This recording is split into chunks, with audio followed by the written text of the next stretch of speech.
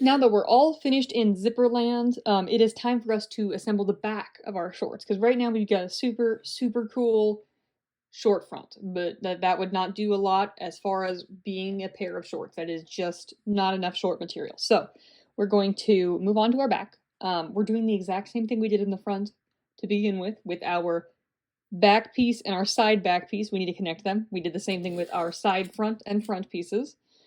So you'll take one of your two curved side back, or not your side back, one of your curved back pieces with one of your side back pieces, and you're going to want to match them up. And you will repeat everything I'm doing on your second one. I'm only going to show everything once in the video for conciseness. So I'm starting by matching corners and matching notches. So I've got a notch here on both pieces. I want to make sure that those two are lined up. So I'm pinning directly through it on this side and that side. There we go. In corners. And then I'm going to add some middle pins. And if you remember when we did this last time, we pin it, we sew it, we press it, and we serge it. That is what we're doing with this. Exact same process as the last time. Time to stitch up our back seam. Oop, and I've still got my zipper foot on my machine from the last step. So, if you, like me, had your zipper foot on, you're going to want to switch back to your regular foot and put your needle back to the middle of your machine. A teachable moment of me trying to sew this with a zipper foot. Putting it on there, lining my stitch line up with the notch at the center of my presser foot. I'm starting at the edge, back stitch, and then when I reach the next stitch line, back stitching again to reinforce. And I'm sewing down the line. New day, same step.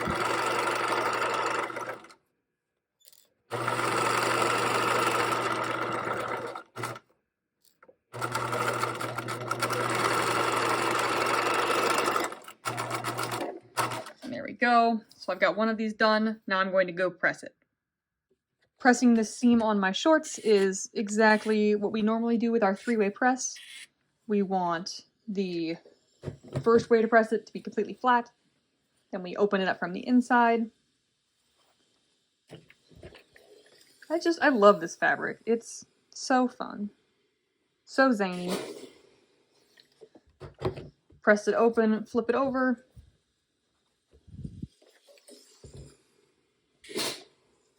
Press it from the outside. And now I'm going to go serge it.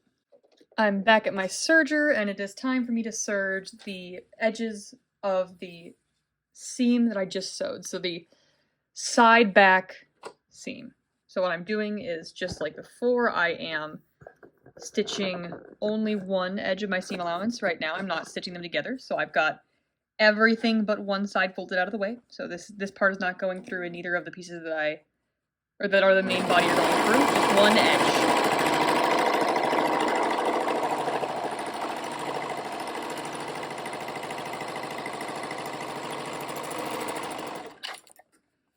And I'm going to flip it all over. Ooh, come on. I'm going to flip it over, and I'm going to do the same thing with the other raw edge. So I'm folding everything away. Just that one layer.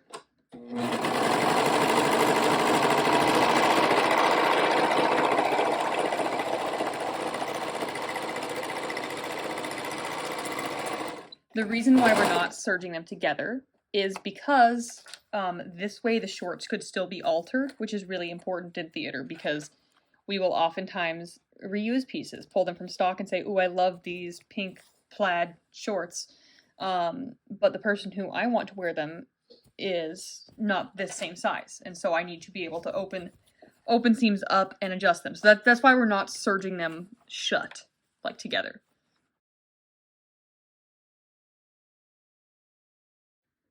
Okay, so we've got a lot of pieces that don't make up a pair of shorts, but now we're going to be getting into the phase where we start making them short shaped. So what you need is your front, and you'll need both of your back pieces that we just combined, but I'm going to start with one for the sake of simplicity. So what we're doing now is we're going to sew the inseam. The reason why we left this portion of the front open, the portion below the zipper, is so that we could sew the inseam. The way that we're doing it might seem kind of strange, but it is the easiest way because we are getting into an area that has a lot of intersecting seams, and so when we do it in this order, it will save us long-term struggle. So what I'm doing is I found the part of my front where my two inseam seams lay, and I've got one of my back pieces, and you'll see that it comes down to a curve and ends in this about 3-inch long side. And so we want to line these two sides up. You'll be able to tell if you're using the right one if you've got hem on one side that matches up with where your hem is on the other side. And so we're going to want to find them. If you get them swapped, they won't make a shorts. They will make something else that is not designed for the human body to wear. So what I'm doing is I'm just pinning through, matching my seam line, my corners, my notches, the whole shebang. There we go, and there's a notch in the middle that I'm going to match too, now that I got my corners matched. And then I'm going to repeat this all with the next one. So I've got this one all pinned and ready to go. Gonna find my second part of my inseam on my front, which is just right next to where I was. Grab my other set of backs. Make sure that I've got the hem sides together, and then I'm going to pin these as well. And right now, there's still a part of the crotch seam that is open right above this, the part on our front that was below the notch. And in a couple of steps, we will take care of sewing that so there won't be a hole. But right now, don't be concerned about the presence of a big old gap between what we're sewing. It's also important to note that, yeah, our backs are still two separate pieces because we do the back center seam last. So right now, we've got kind of a, it's really hard to show this. It looks sort of like a ghost when I hold up these. It's going, woo, it's got like arms. So yeah, you've got like a 3-piece chunk of shorts. Now we're ready to sew. Over at my sewing machine, I am ready to stitch my inseam. So you'll want to find one of the two areas that we pinned, one of our two inseams, and flip everything else out of our way, and then stitch it. Start at the very edge of your fabric. Be sure to backstitch. Make sure you're only going through these two layers, nothing else is caught underneath, because we don't want that. That will also make your shorts the wrong shape and not wearable by a human body, which is not the goal. In this sewing class, we'll be making alien shorts for an inhuman body. No, that's not why we do theater, but I think that could be a really interesting special topics class. Support my special topics class of inhuman clothing, where I make clothes for aliens and animals, dogs, cats, apes, you name it. We're making clothes for creatures. Want a sweater vest for a dolphin. Okay. I've switched, I'm doing the next inseam. After that brief, derailment, we're back to normal town. We're going to sew our second inseam. And then we're going to take the whole thing over to our ironing station. Now that we've got our inseam sewn, we're going to want to use our sleeve board to press it. So I'm going to lay out my inseams, and actually I want to do our usual 3-way. I always try to skip the first way of the 3-way press, which would make it a 2-way press, which is less impressive. That's why people come to this channel. If not for that, then what? The sewing content? You can get that anywhere. And then I'm going to press it open and flip it and do it from the back side. And then I'm going to repeat that on the next one. I'm only going to show you the one. Save us some time. And then we're going to go back to the serger. It's a big cycle of pin, sew, iron, serge right now. It's time to serge some inseams. You could have never seen this step coming. I'm separating all of my layers off to the side, just taking one of my 2 seam allowances for my inseam, and serging it. got my scissors here for once. Whip. And I'm flipping it over. And I'm serging the next side.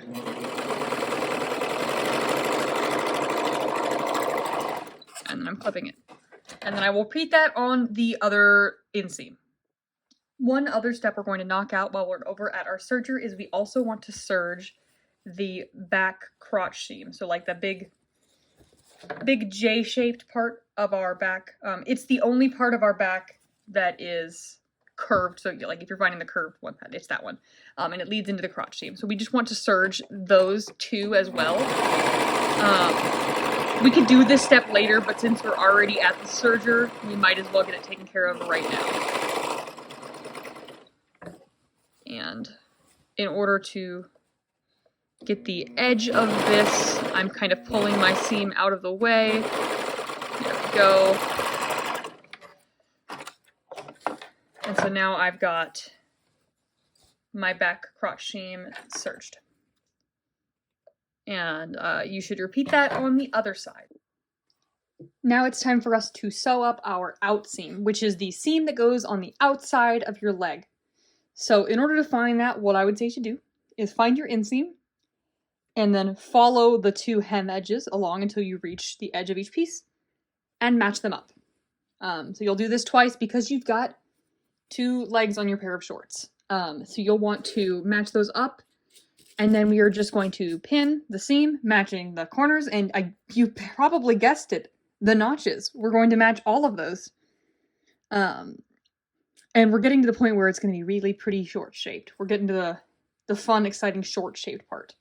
When you are pinning, you're going to want to do it with the idea in mind that you are sewing from the top side, so with your front up, because it is less easy for you to accidentally get your pocket caught and sew it strangely if your pocket is facing up looking at you. So go ahead and pin through that side with that side facing you, and also sew with that side facing you. I always try to pin on the side that I want to be sewing from, because otherwise my pins are sneakily underneath my machine, you know, hiding from me, trying to get run over, all those things. I kind of lost the plot there because I was focused on pinning, but it's okay. You get the gist of it. So when we're sewing, we will be going through the layer of the pocket in some places. And what we want to do is we want to follow, rather than the stitch line that we've got marked, and I picked this side because it didn't end up to be quite exact, we want to follow the stitch line that we sewed, because if you remember, that's the line that indicates where our pocket is sitting. So if we sew more on this side, we're sewing our pocket, our beautiful special pocket that we sewed so carefully and tenderly closed. Which would be devastating, and you could fix it very easily, but then you would have to redo the side seam again, so we'd be back to exactly where we started. So pin through that stitch line, matching it to the marked stitch line on the back. So your machine thread tracing line on the pocket side should match up with your pencil line on the other side is the goal, and I would thoroughly pin your pocket in place. If I were to say want to sew from the other sides, a trick you could do, which I'm not sewing from that side, but a trick you could do on another project is pin your pocket in place on the other side that you're not sewing, so that it's harder for it to try to flip up and get into the seam allowance. I would put one at the edge, one here, maybe one at the top. And then you can just take them out when you're done sewing after you're sure that you are safe from the pocket's desire to flip around and become one with the side seam. So now we're ready to go over and sew our outseams, repeat the pinning process on your other side, and then you'll do both. At my machine, I am ready to sew up my outseam that I've pinned. So I'm going to start at the very bottom of my shorts, as per usual. Back stitch, stitch on the stitch line. And when you reach your pocket, I was noticing you can kind of feel with your fingers to make sure that you're not sewing it closed when we get to that specific pocket opening.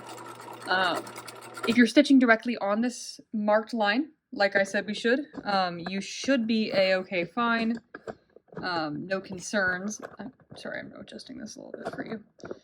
You should be just fine, but to be doubly sure, I've just been kind of feeling with my fingers. I can feel where the edge of the pocket is, and I'm making sure that that's off to the left side and not going underneath my needle.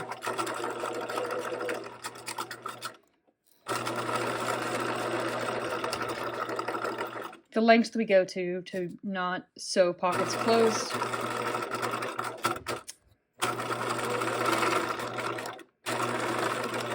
Okay. And I've reached the edge of my outseam. So I'm going to cut off my thread. And then the first thing you want to do is you want to peek inside and see, did I sew my pocket shut? And the answer is I did not. My pocket can still function. And you'll notice it sits really nicely with our side seam, which was the reason why we went through all of that. All of the special pocket steps, instead of just slamming it in there willy-nilly, were so that we could accomplish this really fancy lining up with the side seam pocket. There we go, so now you can really see. I'm going to show you again when we're pressing it because I think it's really nice looking and it's important to admire your own work. You're going to repeat this exact same step on your other outseam now. You wouldn't believe it, but it's time to press a seam. We're pressing our outseams now. I remember saying at the beginning of making this video that I wasn't going to show you each of the individual pressings, but because they're all a little different, I think I'm going to have to. Go ahead and bring the leg of your pants around your sleeve board so that you can get this seam to press open. And with the outseam, you will press it open and then we will press it towards the back because of our existence of our pocket. So we don't, if you press it like this, it's just going to fight you and make the pocket lay weirdly for the rest of the time. So you're going to press it open and then press it over to the side. And the reason why we bother with pressing it open is because that makes sure that our seam is going to lay really flat and really nicely, which is why we do it all the time. But on this one, it's especially important because the side seam is so visible. And then we can press it back to get it exactly where we want it. And then we do it from the outside. So this is a 4-way press. I know you were all wishing that there was a 4th step to ironing things, and you just got one. You got a bonus step for just outseams of shorts, which has been the question on everybody's mind is, can I iron a little more? And now I'm going to hit this with my iron again, now from the right side. I'm making sure my pocket is lying where it needs to. And then I'm going to give you a little bit of a close-up on your beautiful pocket that you made. So you'll see we've got our side seam and our pocket lines up so nicely with that side seam. So it is nearly invisible to the outside viewer, which is why it's a technique so common in tailoring, because it looks nice. It looks very refined and like you put a lot of effort in because you did. So go ahead and iron your other side. Be sure to marvel at the wonderful work you did in your pockets, and then we'll move on to the next step. You might be wondering, what are we doing at our serger? We're serging our outseam seam allowance. Separate them out and serge them individually. Be sure you're only serging one layer.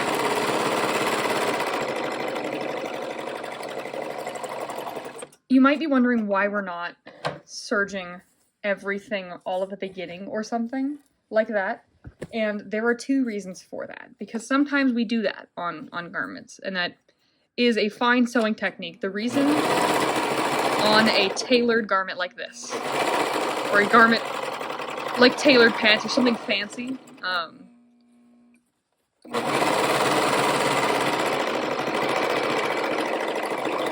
is that every time you use a serger, every time your fabric passes through a machine, it puts torque on the grain line.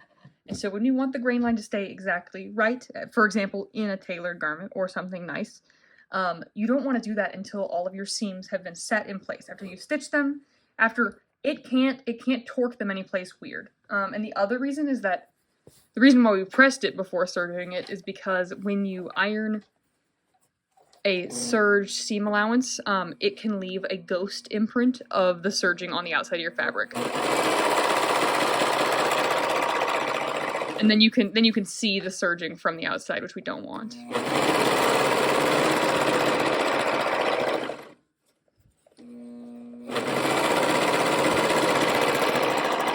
And then the third really super practical reason is that we've got like 2 sergers in our classroom. And right now, I think neither of them work. So we've got a limited number of sergers, and we've got a lot of students who all need to do the same steps. And so if you guys are all going at different speeds, you'll reach the sergers at different times. And that's a bonus.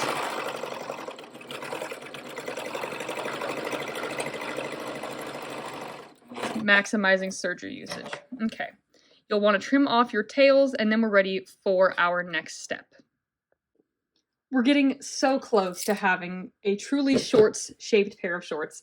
But alas, currently, we have got a bit of a problem in the back, and that is that there isn't one. There is no back. So what we're going to do is we're going to be stitching up the back crotch seam. And theoretically, you might be thinking like, oh yeah, I'll just like pin them together like this. I'll just match them all up and line them up together, which you could do, but I'm going to show you a super sneaky, easier way to do that involves less fighting with the fabric and more manipulating it to your will. So what you're going to want to do is you want to turn one of your pants legs so that the wrong sides are facing out towards you. You've got all your serged edges outside. Then you're going to take your other edge and you're going to stick it inside the first one. So they'll be going together, right sides together.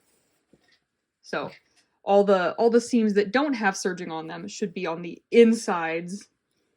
And then on this outside and this outside, you have got your serging. And this is going to make it so that we can just sew it. Once I get it visible to the video, you can just sew it. It really presents this curve to us nicely. So instead of fighting to line it up, by flipping one of the legs in and putting it inside the other one, we can just stitch right along here. So it's going to be super fun and easy, and we've done steps that were so much more complicated than this on this pair of shorts alone. So you're going to match up your inseams. That's where I like to start with this because they're a really definable point where I'm like, oh, I can see where my inseams are and I want them to match. Here we go. You can put a pin back in at that notch where we stopped on our front piece because that is where we're going to start sewing again. And I've decided actually, yeah, no, that works. We're starting at the front notch where we stopped. So you'll want to have a pin there to show you where you're done because everything else is already sewn. Here, there should be a double notch at the back. That is because oftentimes we indicate the backs of things using a double notch. It's kind of a sewer lingo. You know that if you got 2 notches there, you're like, oh, that's got to be the back. There we go. And then match your tops as well. You'll notice up at the top, you've got a ton of seam allowance. You've got 2 inches of seam allowance. So be sure you're finding your stitch line. And not just going with the 5/8 that we've been using. The reason for that is it makes them more adjustable. If in a theater setting, you needed to let these out, that would be your first point of attack, is you're letting them out in the back, because there's 2 inches of seam allowance in the back. Or a total of 4. You could let it out 4 whole inches, almost. You'd have to resew it again, but... Oop. Okay. So go ahead and make sure that your back crotch seam is pinned all the way from the front clip to the end of it, and then we will head back over to our machine and sew it. And I'm ready to sew. Lifting up my presser foot and my needle, which is in there. Placing it down. Stitching on the stitch line. We know the drill.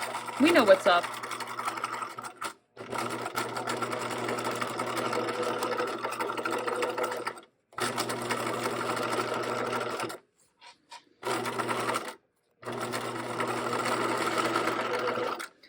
And you'll just want to make sure that you don't have extra layers up on your machine. You'll only want the 2 that we pinned together.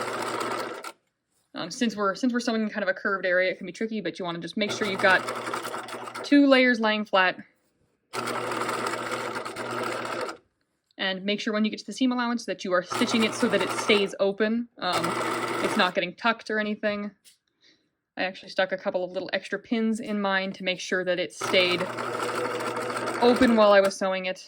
And then, what's this? The place where we stopped sewing last time. I'm going to stitch right up to that notch and go a little bit over actually, and then I'm going to backstitch And you would not believe how short-shaped these are now. I'll take you over to the iron and show you the beautiful shorts that we've created that now have a back. We're going to now press our crotch back, our back crotch seam, and we're going to press it open, and we're mostly concerned about pressing it open at the top. So at the part where we've got the 2 inches wide, there we go. We want it to lay open. We want it to lay open at this part, and then we get much less concerned as it goes down into the crotch because it's really hard to press that area, just because it is a small, tight curve, so we're significantly less concerned about it. I'm getting in there a little bit with the nose of my iron, but not my biggest worry right now. The important part is that you get that back center part pressed open. And now what I'm going to do is I'm going to turn my shorts right side out. Maybe. I'm grabbing just like all the wrong. I'm doing this as complicatedly as I can. Okay. The shorts. They are ready to be admired. We've got a pair of shorts. We've got pockets on either side so we can walk around being cool with our hands in our pockets. We've got a zipper. And we now have a back seam. And you'll see how well that flip the leg in way worked. You very easily got a nice stitched all the way around crotch seam. And I am going to pop my ironing board in to the crotch seam really quick and iron it right at the center there because it's looking kind of wonky. And by that I mean it just looks like it hasn't been ironed and everything else looks like it has been ironed. And so I am going to iron it. So we're nearing the end of the shorts, but there is still one thing we're missing. Well, there's still one chunk we're missing, and you might be thinking, I've got like 4 waistband pieces cut out, and I haven't used them yet. And that's because our next step is going to be waistband time.